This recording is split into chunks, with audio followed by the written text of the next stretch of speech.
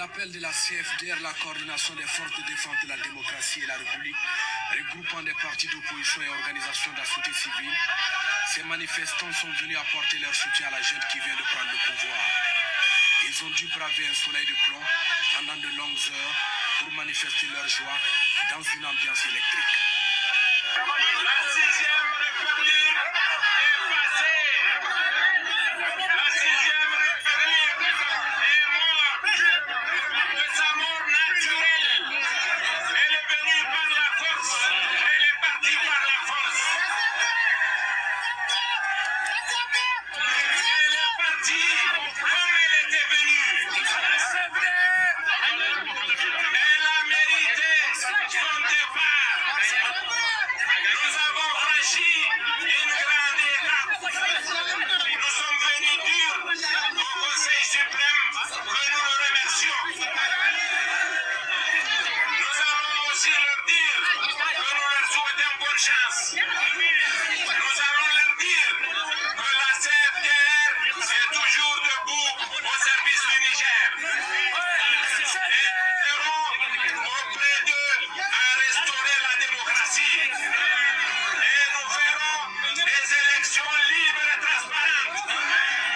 Et le Niger va redevenir le Niger démocratique qu'il était.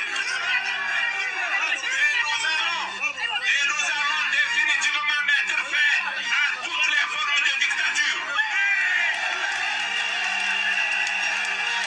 Après plusieurs heures d'attente, les héros du jour, les représentants du Conseil suprême pour la restauration de la démocratie, arrivent dans les lieux. Voilà. Bon, ben écoutez, c'est très clair. Hein. Là, vous avez reconnu Mohamed Bazoum. Et on va casser les papos, comme on dit en Côte d'Ivoire, aujourd'hui, très clairement.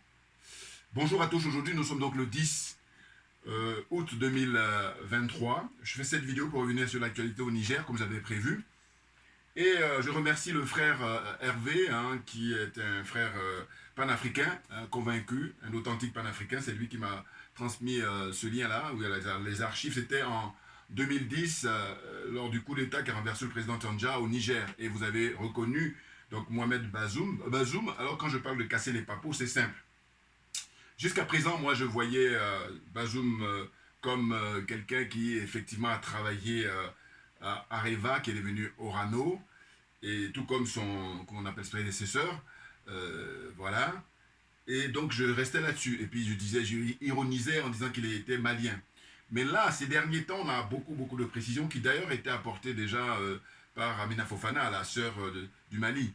Et là, très clairement, le nouveau président du Niger, le général Tchiani, il avait fait une déclaration où il a dit ce qui s'est passé, ce qui a motivé ce renversement du régime de Mohamed Bazoum. Alors, c'est simple. En fait, Bazoum, c'est deux choses. Soit il est d'origine libyenne ou il est d'origine malienne. Ces deux nationalités-là. Il n'y en a pas trois. C'est l'une des nationalités. Soit il est d'origine, je vous dis, malienne ou il est d'origine libyenne. Il n'est sûrement pas, d'origine du Niger, très clairement. Voilà. Et d'ailleurs, les officiers là, qui ont pris le poste là-bas maintenant, le pouvoir, ils le savent très bien. Mohamed Bazoum lui-même le sait. Mais comme il est c'est un mercenaire. Ah oui, on va casser les papos là. Ah oui, parce que, écoutez, c'est simple.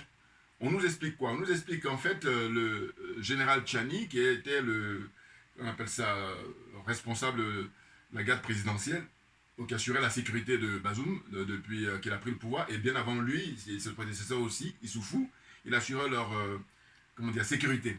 Mais ce qui s'est passé, c'est que lui, c'est un enfant du pays, c'est un patriote.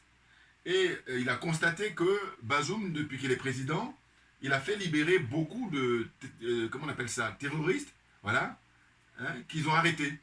Hein, donc eux, l'armée nigérienne arrête des terroristes, et puis, comme lui, le président, donc on lui en parle, on lui fait, et lui, qu'est-ce qu'il fait? Il trouve le moyen de signer des papiers pour les libérer.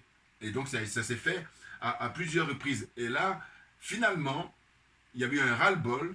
Alors évidemment, on dit oui, mais c'est parce qu'il voulait changer le général Tchiani. C'est ce qui a motivé. Alors qu'en fait, on ne donne pas les détails. Les détails, c'est qu'en fait, c'est plutôt parce que ils en avaient marre de voir mourir leurs frères d'armes, des soldats, et puis des pauvres citoyens du Niger, des innocents, des innocents. Vous comprenez? Des gens qui n'ont rien demandé et qui se font tuer comme ça, même pire que les animaux.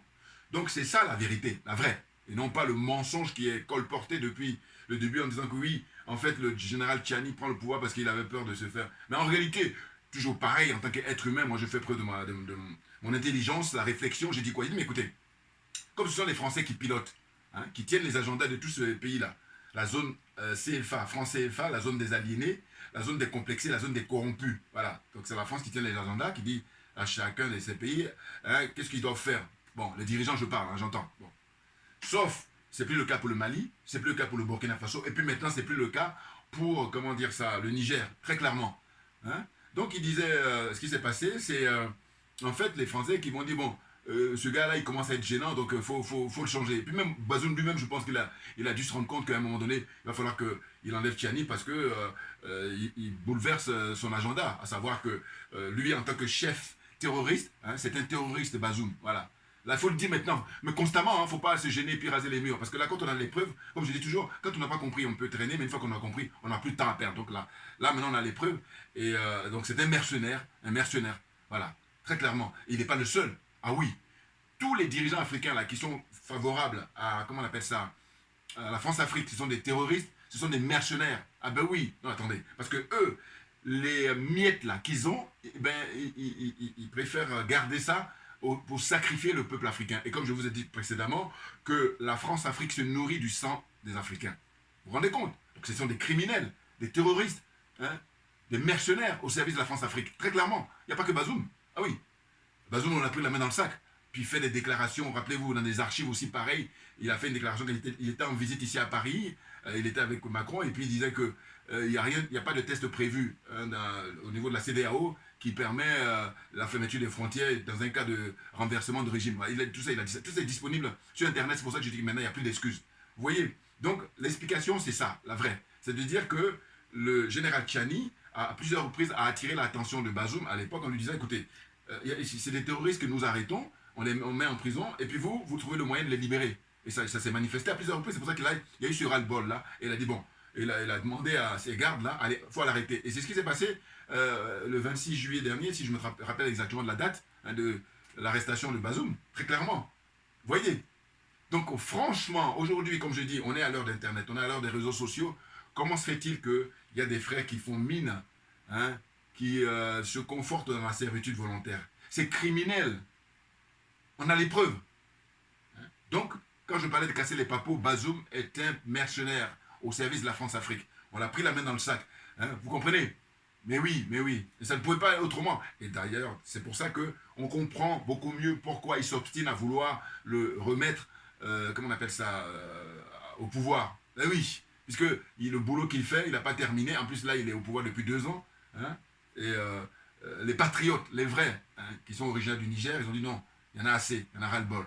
Et ils sont très diligents, parce que je dis, depuis qu'ils ont pris le pouvoir là, eh bien, figurez-vous qu'ils agissent avec diligence, c'est-à-dire avec rapidité, et puis confiance, sérénité. Hein. Ils ne sont pas du tout intimidés par les histoires de, comment on appelle ça, sanctions économiques, ou alors les réunions qui n'en finissent pas de la CEDEAO. Alors la CEDEAO, ce que ça m'a inspiré, j'ai pris quelques notes là, c'est un peu l'histoire de mettre la charrue avant les bœufs, parce qu'ils ont brandi la menace d'intervention, ils mettent la charrue avant le bœuf. Pourquoi? Parce que maintenant, là, ils se sont rendus compte que malgré cette menace-là, il n'y a rien eu. Parce qu'ils ne pouvaient rien avoir. Et il n'aura rien. Parce qu'il faut vous rappeler, quand les 49 zozos là, de Alassane Ouattara étaient arrêtés, les mercenaires de Ouattara qui étaient venus pour faire le carnage au Mali, rappelez-vous, hein, c'était en juillet 2021, si je me rappelle très exactement, arrêtés à l'aéroport de Bamako. 49 zozos là. Bon, eh bien, qu'est-ce qui s'est passé au début? Monsieur Ouattara, grandement, avait fait des menaces, en disant, ouais, je vous donne tel jour pour les libérer. Et les dirigeants maliens, les colonels, ils ont dit, non, va te faire foutre, très clairement. Et finalement, voilà, ils ont libéré à leur propre agenda. Voilà. Et donc là, ce qui se passe, c'est que les dirigeants actuels du Niger, eh ben, ils ont leur agenda qu'ils appliquent à eux-mêmes. Ils ont bien raison. D'autant que la donne a beaucoup changé, parce que historiquement, c'était du jamais vu qu'il y ait du renfort, la solidarité africaine. À savoir que le Burkina Faso, d'une part, le Mali, d'autre part, disent très clairement, officiellement, que si vous faites, comment on appelle ça, une déclaration de guerre au Niger, nous nous sentons solidaires. Donc nous aussi, on va rentrer en guerre contre vous. Donc c'est jamais vu. Voilà. Et comme je dis, le fait qu'il n'y a pas eu cette solidarité-là, c'est ce qui a permis à la France d'avoir assassiné beaucoup de dirigeants africains. Mais rien que ça, ils devraient faire amende honorable. Ils devraient faire du mea culpa. Maintenant, ils ne veulent pas parce que c'est des gens qui sont sans foi ni loi. Leur religion, c'est le mensonge. Et vous comprenez bien. Les valeurs qu'ils épousent ou qu'ils vivent, leur paradigme. Vous voyez. Donc à partir de là, il ne faut plus perdre du temps. On a compris définitivement. Voilà. Donc c'est très intéressant ce qui se passe actuellement là. En fait, ils ont emmené pas mal de délégations là qui se succèdent, les émissaires et les généraux là-bas, avec qu'on appelle ça, le nouveau dirigeant, le général Tchiani, ils ont dit non, fin de nous recevoir, on n'a pas le temps de vous recevoir. Voilà. Il faut penser un peu à l'époque à Assimi Goïta quand il refusait de recevoir Macron. Voilà. Je disais même à l'époque, rappelez-vous le slogan, je disais j'ai pas le temps Assimi Goïta. Donc on va finir même par dire maintenant que j'ai pas le temps Tchiani, général Tchiani. Mais oui. Et puis qu'est-ce qu'il donne comme raison? Il dit écoutez, compte tenu de la situation, votre sécurité serait menacée parce que le peuple en général et la jeunesse en particulier n'en peuvent plus. Ils sont au fait des choses, ils sont au courant. Et donc, par conséquent, ils savent que vous êtes au service de l'impérialisme, au service du colonialisme et au service tout simplement de la France-Afrique. Et à partir de là, dégagez. Venez pas perdre notre temps parce qu'il y a eu beaucoup d'Africains qui sont morts, en général, de citoyens, comment dire ça, innocents du Niger qui sont morts comme ça, assassinés comme ça, en permanence. Vous comprenez? Bon, je vais lire là mes petites notes et puis après je continue dans mon commentaire. Donc j'ai mis, voilà, on va casser les papos, voilà, j'ai noté, comme on dit en Côte d'Ivoire, Mohamed Bazoum, voilà, j'ai dit il est soit libyen ou soit malien, voilà.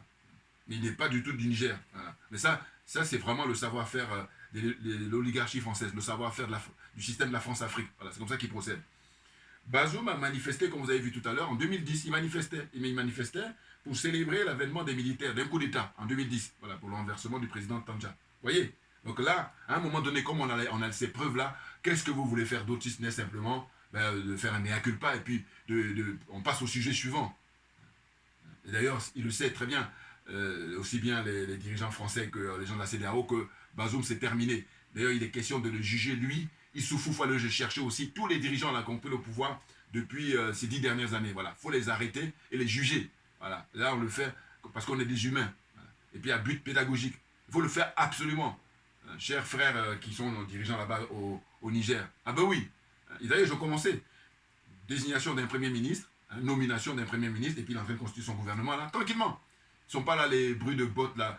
Et on a appris quoi? On a appris qu'ils ont signalé d'ailleurs il y a quelques jours qu'il y a 2 pays d'Afrique centrale qui se montrent beaucoup plus menaçants pour venir les agresser. Et on n'osait pas trop dire, mais il y a un frère là qui a fait une vidéo, enfin j'ai écouté sur Afrique Média plutôt, qui était très informé, et qui a dit non, les 2 pays, c'est le Gabon d'une part et le Tchad d'autre part. Voilà, ce sont les 2 pays. Et moi, ça m'amène à dire quoi? À dire qu'en fait, je pense que le Tchad est le prochain qui va tomber. C'est-à-dire qu'il va rejoindre le Mali, le Burkina Faso et le Niger, le Tchad. Ah oui, je parie là-dessus. J'espère, voilà, vivement, c'est ça en fait. Parce que j'ai dit, rappelez-vous, il y a 1 mois, 2 mois, qui est-ce qui aurait imaginé que Bazoum allait tomber? Voilà, il n'y en a pas beaucoup. Moi, quand il a pris le pouvoir en février 2021, j'avais fait une vidéo où je dis les jours de Bazoum sont comptés, mais je disais toujours dans mon espoir, et là c'est effectivement arrivé. Puis aussi en observant, en analysant. Voilà, comme ça. Donc j'ai dit, là, on va avoir des surprises dans les semaines qui viennent. Les mois qui viennent, très clairement. Il y a des pays qui vont tomber, qui vont rejoindre le Mali, le Burkina et le Niger. C'est sûr et certain. Ah oui, parce que c'est pas possible, c'est pas tenable. Voilà, parce que eux, comme je disais toujours que l'expression nul ne peut se prévaloir de ses propres turpitudes, ça concerne les dirigeants français en particulier et en général les adeptes de l'OTAN. Pourquoi? Mais parce que ce sont eux qui ont déstabilisé le Sahel, à savoir l'assassinat du guide libyen, le colonel Kadhafi. Voilà, c'est suite à ça qu'il y a tout ce bordel-là qui est organisé par eux. Attention, ce sont eux qui sont les chefs d'orchestre, pour ne pas dire les maîtres d'œuvre. Voilà. Donc la suite, c'est quoi? C'est que j'ai dit, Bazoum a manifesté en 2010 pour l'avènement d'un coup d'État au Niger. Pourquoi la CEDEAO n'a pas jugé utile de faire intervenir les forces armées pour établir l'ordre constitutionnel, comme ils le disent là, ils l'évoquent en 2023? Pourquoi ils ne l'ont pas fait? Ils l'ont pas fait parce qu'en fait, c'était la France qui avait planifié ça. Or là, le renversement de Bazoum, la France, ils ont vu que du feu. Ouais. Alors qu'ils ont plus de 1500 soldats là-bas au Niger. Mais là, la garde rapprochée, ils ont fait les choses avec une élégance extraordinaire. Il n'y a pas eu de blessés, encore moins de morts. Et ce que vous allez observer, c'est quoi? C'est que les renversements, là, les prises de pouvoir par les militaires là, ces derniers temps, eh bien, vous avez observé qu'il n'y a que le Tchad où il y a eu beaucoup de morts. C'est-à-dire que le général, là, le fils Déby, là, qui est au pouvoir actuellement, là, Mahamat Déby, là, il a du sang sur les mains, mais c'est impressionnant. Et du coup, on se dit, mais attendez, quand on parle d'insulter l'intelligence des Africains, mais à quel moment vous allez considérer ça? Vous allez prendre ça en ligne de compte? Parce que là, c'est caractérisé. Hein. Et même, j'ai dit insulter l'intelligence, le mot est faible. Il faut trouver un mot encore beaucoup plus fort. Très clairement. Vous voyez? Mais oui, parce que, comment dire, au Mali, quand il y a eu le renversement d'Ibeka, nickel, pas de blessés, pas de morts. Au Burkina Faso, un tout petit peu, mais quand je dis un tout petit peu, là aussi pareil, si on fait des statistiques, on va voir que c'est dérisoire, même si c'est vrai que la mort d'un être humain. Mais à côté de ça, il faut regarder le nombre de morts qu'il y a eu. D'abord à commencer par comment on appelle ça, le président Déby lui-même. Voilà, Déby, comment il a été tué, sauvagement comme ça. Et donc l'autre que la France intronise, et puis rappelez-vous, Macron avait fait le déplacement. Donc quand on parle de narguer le peuple africain, on ne peut pas faire mieux, excusez-moi. Mais je dis, mais compte tenu de tout ça, on a toutes les preuves, et pendant ce temps-là, il y en a à côté là, qui font comme si c'est normal. C'est impressionnant. Hein. Alors, moi je dis, à mon petit niveau, hein, voilà le slogan que j'ai trouvé, et je fais une spéciale dédicace, ce slogan-là, à tous les dirigeants de cette zone-là, hein, excepté les colonels au Mali, excepté le président, comment on appelle ça, le capitaine Ibrahim Traoré au Burkina Faso, puis maintenant les généraux, hein, Tchani, comment dire, au Niger, et puis le président Touadéra, que je félicite, hein, là aussi peut-être si j'ai le temps, je vais faire une vidéo prochainement, parce que là, il vient d'obtenir là, hein, un gros score, un suffrage important pour le référendum qu'il a organisé pour une nouvelle constitution en République centrafricaine. Il a bien raison. Voilà. Et parmi tout cela, il est le seul civil pour l'instant. Mais quelqu'un de très, très intelligent, très politique. Ah oui, lui par contre, la finesse, c'est, bon, un vieux de la vieille, hein, parce qu'il a été ministre, il a été Premier ministre, donc voilà, il connaît le dossier. Mais et puis vraiment, c'est un patriote qui aime son peuple. Parce que ce qui manque beaucoup à tous ces mondes-là qui sont au service de la France-Afrique, ils n'aiment pas leur peuple. Très clairement. Ils aiment l'oligarchie française, l'oligarchie de l'Occident, voilà. Et puis, après, ils aiment leur propre famille, voilà. Après, hein, ils n'aiment pas leur famille avant. Non, non. C'est d'abord hein, ceux qui leur donnent à manger là, ceux auprès de qui ils font la talakou, c'est eux qu'ils adorent. Mais autrement, voilà. Donc, pour poursuivre, la CEDEAO, hein, comme je disais, a mis la charrue avant les bœufs, en brandissant comme ça l'intervention militaire. Or là, psh, comme ça fait, ça c'est, comment on appelle ça, quelque chose qui a été fait à l'époque par le président Chirac. Voilà, Chirac, il avait dit, ça fait psh, moi ça me fait penser à ça. Voilà. Et puis c'est ce qui s'est passé. Rien ne va se passer. Ils brandissent encore maintenant, comment dire, sanctions économiques. Et là, ce qu'on constate, c'est qu'au Bénin, eh ben, il paraît que là-bas, ceux qui travaillent au port du Bénin là-bas, hein, où ils ont les liens avec le Niger, eh bien, il y a beaucoup d'impact. Hein, ça impacte en tout cas l'économie béninoise. Ça commence à venir. Donc ça va être l'effet inverse. Et moi, j'explique à ma manière. Hein, je vais vous dire ça par la suite. Je dis la CEDEAO a mis la charrue avant les bœufs en brandissant donc l'intervention militaire hein, pour rétablir Mohamed Bazoum. C'est l'histoire du chien qui aboie mais qui ne mord pas. Très clairement. Ah bah oui. Non, parce que je vous dis, comme on se souvient par rapport au 49 Zozo, là aussi pareil, ils avaient menacé d'intervenir et puis ils l'ont pas fait. Pourquoi? Parce qu'ils savent très bien. Il y a la théorie comme ça pour vouloir impressionner les gens. Et puis les temps ont changé, c'est surtout ça. On n'est plus en 2010. Nous sommes maintenant en 2023 et beaucoup de jeunes Africains, la nouvelle génération, ont compris la donne. Voilà. La prise de conscience est beaucoup plus importante. Voyez-vous? Donc, ensuite, c'est donc le sommet qui a lieu aujourd'hui, hein, au moment où je fais la vidéo, le jeudi 10, aujourd'hui 10 août 2023, il faut un deuxième sommet. Parce qu'il y a eu un premier, là, qui a été un échec total. Et là, au premier, il parlait de on va intervenir, dépêchez-vous à quitter le pouvoir, redonner le pouvoir à Bazoum. Il a dit, bon, causez toujours, vous nous intéressez. Voilà. Moi, ce qui m'a beaucoup plu, c'est surtout quand ils ont refusé les différentes délégations, les émissaires qui ont été envoyés là. Le fait qu'ils les aient refusés systématiquement, ah, ça j'adore. Ah oui, oui, très clairement. Il dit non, on n'a pas le temps. Voilà, c'est tout simplement ça. Et puis donc, la réunion elle tient, et puis on va savoir là, dans la nuit, hein, même d'ici quelques heures, qu'est-ce qui va tirer. Sans avoir eu connaissance, je pense qu'ils vont dire, bon maintenant, on va mettre le paquet sur les sanctions économiques. Vous vous rendez compte, sanctions économiques? Mais ce qui est intéressant, je vous dis, c'est l'effet inverse. c'est les pays là qui brandissent les sanctions économiques sont eux-mêmes qui vont avoir l'impact le plus important chez eux. Parce qu'en réalité, ça c'est toujours ma réflexion personnelle, moi je pense que, en fait, euh, c'est aussi le paradoxe de la vie.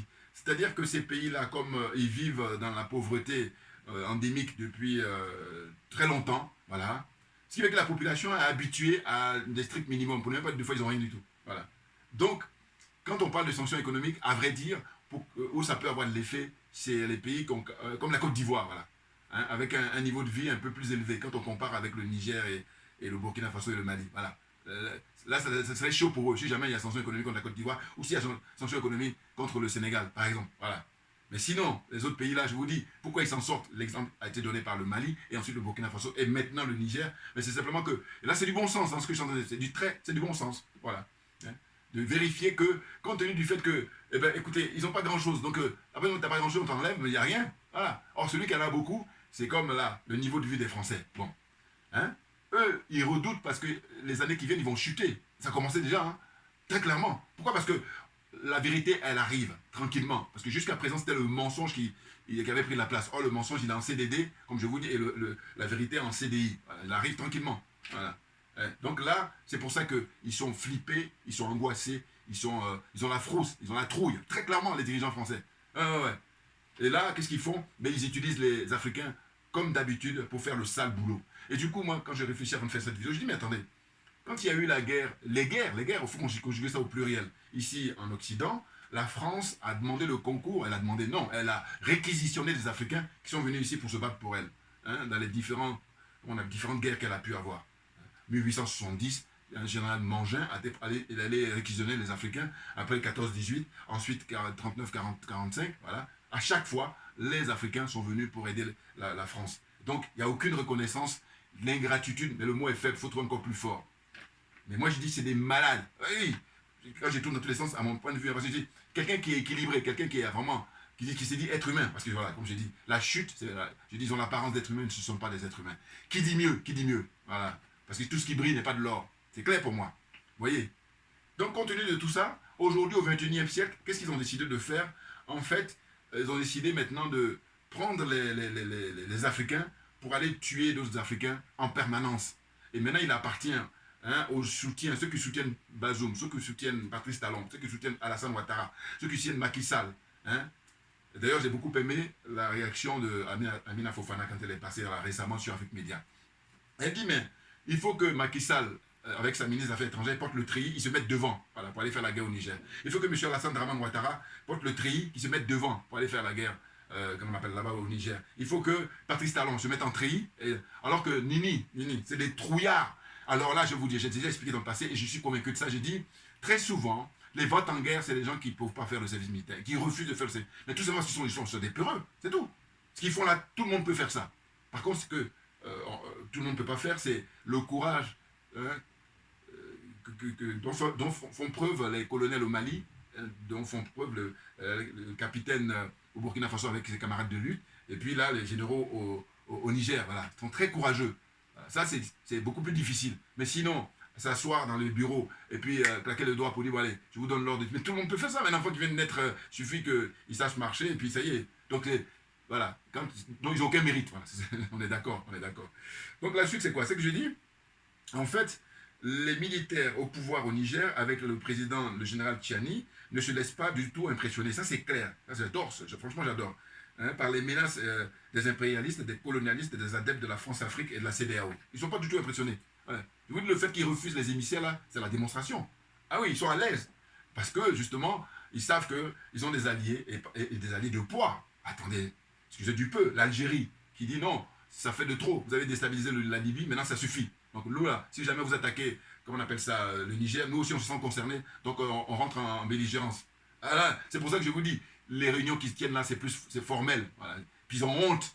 La honte, et attention, je dis que la honte, elle tue à petit feu. Parce qu'on a coutume d'entendre dire que la honte, elle tue pas. Non. Moi, j'ai réfléchi là-dessus. J'ai dit non. En réalité, c'est suivant chacun de nous.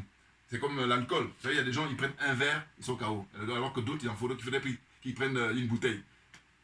Tout est relatif. Voilà, je veux dire, ça dépend des personnes. Donc, en gros, c'est de dire quoi? C'est-à-dire que le ridicule, il tue à petit feu. Il y a des gens qui vont aller beaucoup plus vite et maintenant d'autres, ils vont y aller quand même parce que chacun de nous a une conscience quand même.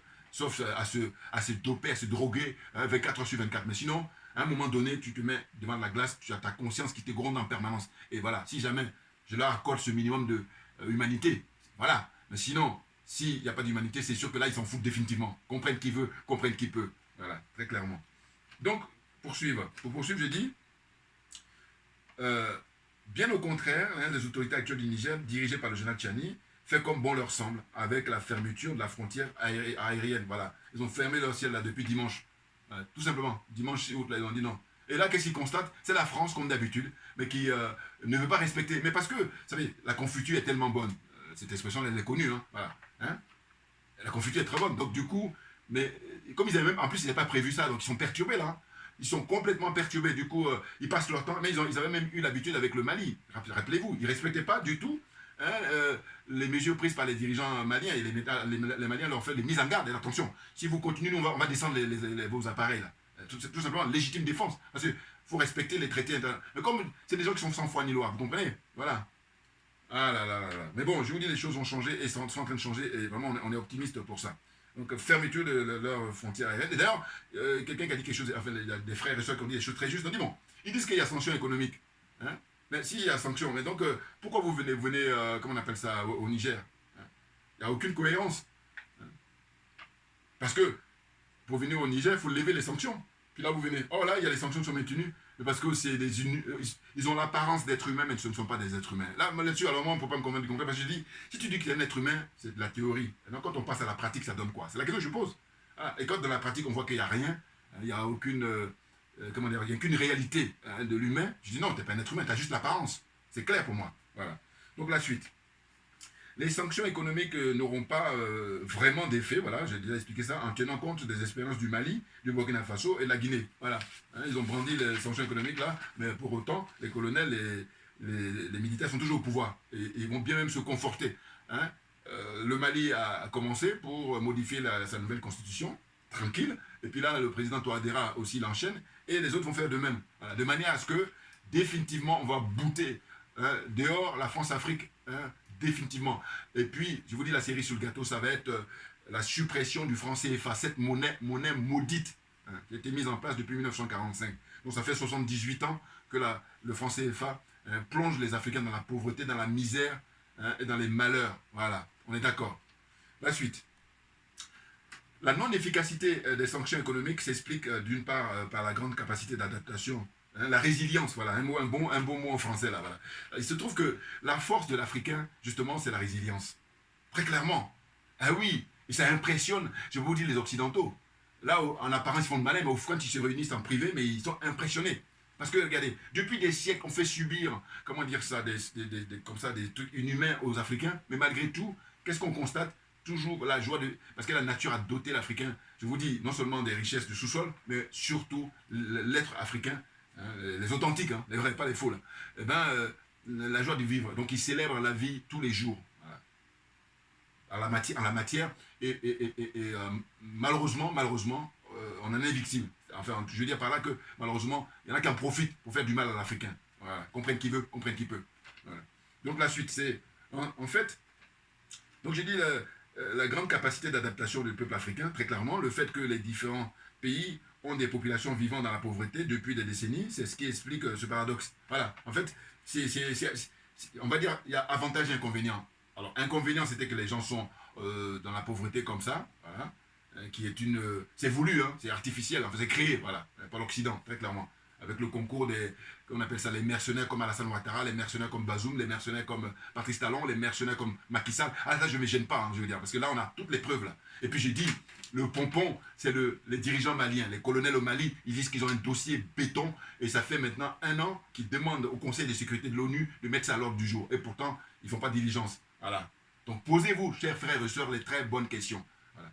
Sinon, les corrompus, la corruption morale, d'une part, corruption matérielle, font que plein de frères et sœurs, là, ils se laissent aller. Et c'est très grave, c'est très grave. Parce que je vous dis encore une fois, s'il n'y a pas mort d'homme, passe encore. Mais comme il y a des morts d'homme, je dis, mon cas, c'est comme ça, terminus, tout le monde descend. Voilà. C'est-à-dire, on ne rigole plus. Parce qu'au nom de quoi toi, tu es tranquille à vaquer à tes occupations, là, hein, et puis l'autre, il doit mourir. Au nom de quoi? Rien ne peut justifier. Rien. Rien du tout. Voilà. Donc, je dis, le fait que les différents pays ont des populations vivant dans la, ça je l'ai déjà dit, voilà. Donc c'est ce qui explique ça. Donc ça veut dire que l'inconvénient c'est là, mais l'avantage c'est le fait que comme ils ont été habitués doucement dans la pauvreté là, eh ben, quand les gens viennent leur dire aujourd'hui, oui, sanctions économiques, mais ça n'a pas d'effet, en tout cas, pas vraiment, très clairement. Mais je vous dis encore une fois, dans ces pays-là, vous allez voir, ceux qui ont un niveau de vie plus élevé, eux par contre, eux, ils redoutent ça plus. Et pour l'instant, ils n'ont pas encore ça. C'est ça qu'ils font le malin. Si jamais ça devait leur être appliqué, je vous dis, eux, là par contre, la révolution, elle va tout de suite se mener le plus rapidement possible. Mais bien évidemment. Voilà. Et heureusement qu'il y a cette espèce de paradoxe là. Je ne sais pas si j'espère me faire comprendre. Les sanctions économiques peuvent être efficaces dans les pays tels que la Côte d'Ivoire, comme j'ai dit tout à l'heure, le Sénégal également, et consorts. Voilà. Ces pays qui vivent au-dessus de leurs moyens, voilà, avec une classe sociale. Enfin, hein, vous savez, il y a des gens comme ça qui ont beaucoup d'argent. Hein. C'est l'argent du peuple la plupart du temps, que ce soit en Côte d'Ivoire ou au Sénégal. Ils volent le peuple et puis ils sont là tranquilles. Mais tout ça, on arrive à la fin, là, on approche de la fin, c'est clair. Vous voyez, c'est des privilégiés hein, vivant dans l'opulence, hein, contrairement à la grande majorité de la population. Mais je vous dis, si c'était encore leur propre argent, ça va, on ne peut même pas dire quoi que ce soit. Mais comme c'est de l'argent public, c'est de l'argent qui appartient hein, au peuple, j'ai dit, mais non, mais il faut arrêter. Là-dessus, je suis à l'aise, moi, pour apporter mes critiques, très clairement, en tant que panafricain. Panafricain convaincu, authentique panafricain. Alors, donc, là, ce qui est intéressant, c'est que les généraux, là, avec le président Tchiani, hein, le général Tchiani, eh ben, il applique lui-même son agenda, hein, et puis il a désigné un premier ministre, et ce premier ministre, paraît-il, c'est un technicien, il a déjà été nommé premier ministre à l'époque, et là, si on l'a rappelé, c'est parce que ça doit être quelqu'un qui est patriote, en tout cas j'espère, je pense. Il faut qu'il soit hein, à l'image de Choguel Maïga, le premier ministre Choguel Maïga, là-bas au Mali, voilà. C'est-à-dire quelqu'un qui est venu pour défendre les intérêts hein, du peuple africain en général et du peuple du Niger en particulier, hein, très clairement. Donc lui, en tant que technicien, alors que il y a beaucoup de gens qui sont économistes là-bas au Niger, mais ici on a fait appel à lui, c'est que précédemment, quand il était en fonction, il a dû être quelqu'un d'intègre, j'imagine. Voilà. Vous comprenez? Donc nomination d'un premier ministre, et puis là il est en train de former son gouvernement, tranquillement, voilà. Et puis, je vous dis, prochaine étape, c'est, ils ont même d'ailleurs commencé, ils ont d'abord révoqué tous les conseillers là, de la présidence, tout ça là, et puis les postes là, budgétivores là, il faut supprimer tout ça. J'ai même regardé une émission là, je vais regarder maintenant de temps en temps au Niger, où j'ai vu qu'il y avait sur le plateau, en fait, des spécialistes qui étaient invités et ils débattaient justement sur la prise de pouvoir des généraux là, notamment le général Tchiani. Et chacun apportant son témoignage, c'était très intéressant parce qu'ils expliquaient quoi. Ils disaient, écoutez, c'est dingue avec toutes les ressources qu'on a, mais ça c'est un discours maintenant qui est connu de tous. Hein. Le Niger est éminemment riche, complètement. On parle de l'uranium souvent, mais en réalité, il n'y a pas que l'uranium. Il y a même le gaz, il paraît, qui a été découvert là, en grande quantité, et c'est même pour ça que les Français, ils les ont là. Les dirigeants français s'entendent, hein. Voilà. C'est incroyable. Donc, pétrole, oui, pétrole. Donc, uranium connu, mais gaz qui s'ajoute, pétrole, et puis les autres, hein, toutes les, on appelle richesses minières, là, il y en a. Parce qu'il y a une zone comme ça, hein, le Sahara, là, ça regorge, mais des richesses extraordinaires. Je vous dis, je reviens toujours sur les images. D'ailleurs, j'ai hésité, là. Là, je vous ai montré tout à l'heure Bazoum, mais auparavant, je voulais montrer l'intervention du général de Gaulle. Dans les années 60, quand il parlait en conférence de presse. Il avait expliqué, il a dit que, en fait, eux, ils agissent pour les générations à venir par rapport aux richesses, les richesses qui sont là-bas sous le sous-sol, enfin, dans le Sahara. Eux, il le disait, le général de Gaulle. Mais il n'y a pas que lui. Ou Fouad-Boigny, je vous dis, moi j'ai toujours en mémoire les images aussi que j'ai vues, il s'exprimait dans les années 50 où il disait que voilà, à cette époque-là, au XXe siècle, il n'y avait pas encore suffisamment de moyens pour pouvoir investir, oui, faire des investigations, des recherches. Mais sinon, le peu qu'ils avaient fait comme richesse, ils savaient déjà qu'il y avait beaucoup de richesses. Là, maintenant, au XXIe siècle, voilà, c'est déclaré, c'est clair, c'est confirmé. Donc, c'est pour ça que, voilà, ces gens-là, qui, au lieu de faire preuve, comment dire, d'humanité, mais comme ils ne le sont pas, c'est pour ça que c'est difficile. Et du coup, la liberté, elle s'arrache. Et donc, au Mali, les dirigeants maliens ont arraché leur liberté. Au Burkina Faso, de même. Puis là, maintenant, c'est le Niger qui vient. Et je vous dis, le prochain sur la liste, ça va être le Tchad, très clairement. Le fils d'Ebi, là. Il est là, il ne doit pas dormir la nuit. Lui. En apparence, fait le malin, mais ouais, très clairement. Ouais, parce que je vous dis, ça va être une grande surprise. Puis aussi au Gabon. Je ferai une vidéo parce qu'il y a les élections prévues, je crois l'élection présidentielle au Gabon, le 26 août là. Donc j'ai prévu de faire une vidéo sur le Gabon spécialement. Ouais. Ali Bongo, mon Dieu. Regardez l'État. En fait, le bon sens doit interpeller chacun de nous. C'est-à-dire que je dis, bon, normalement, quand tu veux briguer un poste aussi important, même il y a des postes beaucoup moins importants, même où on demande ton état de santé, tu sois en bonne santé, mais à plus forte raison, président de la République, oh, regardez l'état dans lequel il est. Il est malade, il a plus la faculté de ses moyens. C'est très clair, on a les images. Hein. Et là, malgré ça, donc, très clairement, c'est pas lui qui dirige. Déjà, quand même, il était... parce que, regardez, là, il y en a qui sont en pleine forme, hein, qui sont pas du tout malades, mais c'est pas eux qui dirigent. À plus forte raison, quand là, on nous montre que... Et même, on a appris qu'il y a des sosies. Hein, Bongo, là, il y en a au moins 2 ou 3.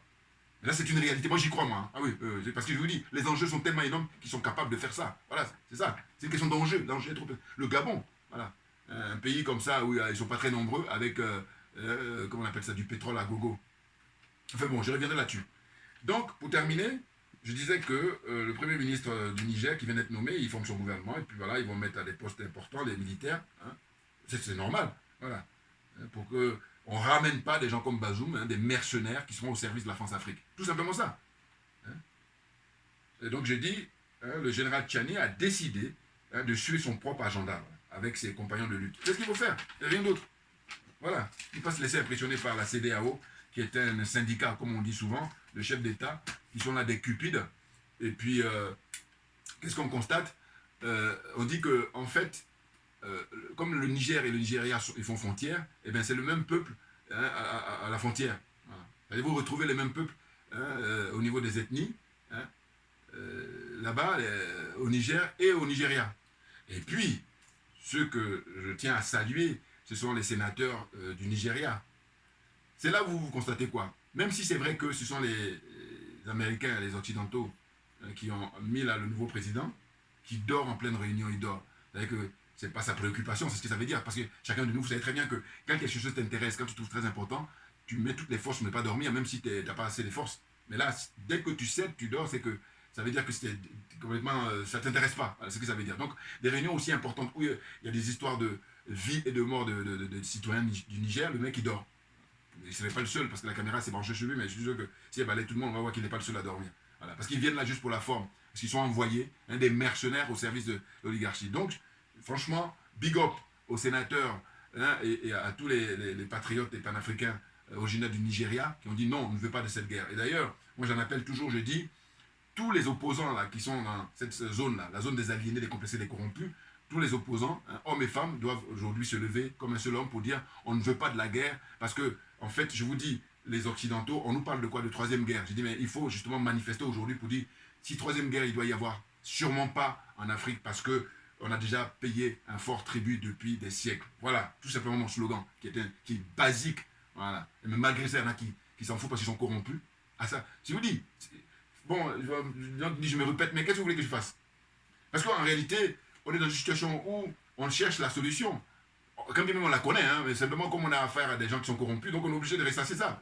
Puis il y a des gens qui découvrent. Quand ils sont honnêtes, je veux bien. Voilà. Mais j'ai dit ceux qui sont malhonnêtes, on profite pour dire aux trolls là, partagez mes vidéos au maximum les trolls. C'est le seul service que je puisse vous demander. Voilà. Donc, merci à vous tous. Et là, on est sur le bon chemin pour se libérer définitivement hein, de la France-Afrique, parce que les nouvelles qui sont aussi bonnes, on apprend là, il y a quelques jours, que la France a décidé de ne plus donner de visa pour ceux qui sont au Mali et qui veulent venir en France. Pareil, elle ne veut plus donner de visa pour ceux qui sont, comment on appelle ça, au Burkina et qui voudraient venir en France. Il a dit il n'y a pas de visa. Bon. Mais le Mali, ils ont réagi tout de suite. Maintenant, ce qui est intéressant à observer, c'est qu'en fait, le ministre des Affaires étrangères du Mali, hein, Abdoulaye Diop, il a dit que lui, il a appris ça sur Internet, enfin, sur les réseaux sociaux. Vous voyez? Je dis toujours qu'ils méprisent les Africains. Ils n'aiment pas les Africains, ils n'aiment pas les Noirs. Voilà, c'est ça. C'est leur. Mais c'est en eux. C'est plus fort qu'eux. C'est plus fort qu'eux. Je suis convaincu de ça, mais vous ne pouvez pas imaginer. Parce que moi, je dis, on a toutes les démonstrations. Parce que, hormis l'Afrique, est-ce que vous voyez la France, par rapport à d'autres pays, ne pas envoyer l'information préalable pour dire, voilà, compte tenu de la situation politique ou militaire, nous avons décidé, et voilà, c'est un respect au minima. Mais non, il ne faut même pas ça. Donc là, le chef de la diplomatie malienne, il a décidé réciproquement. Donc, si tu es en France et que tu vas aller au Mali, il n'y a pas de visa. Voilà. Jusqu'à nouvel ordre. Voilà. Et puis, j'ai dit, s'il joue à ce jeu-là, il faut même arrêter hein, les relations diplomatiques. Mais il faut aller au bout. En fait, c'est un passage obligé. Hein, parce que ces gens-là, je vous dis, ils ont l'apparence d'être humains, mais ils ne sont pas des êtres humains. Donc, vous comprenez? À un moment donné, il faut arrêter. J'ai prévu de faire une vidéo là. Je vais enchaîner avec Juan Branco. Merci à vous tous pour votre attention. Et à très bientôt. On lâche rien, comme j'ai pour habitude de dire. Parce que c'est nous qui avons raison, tout simplement.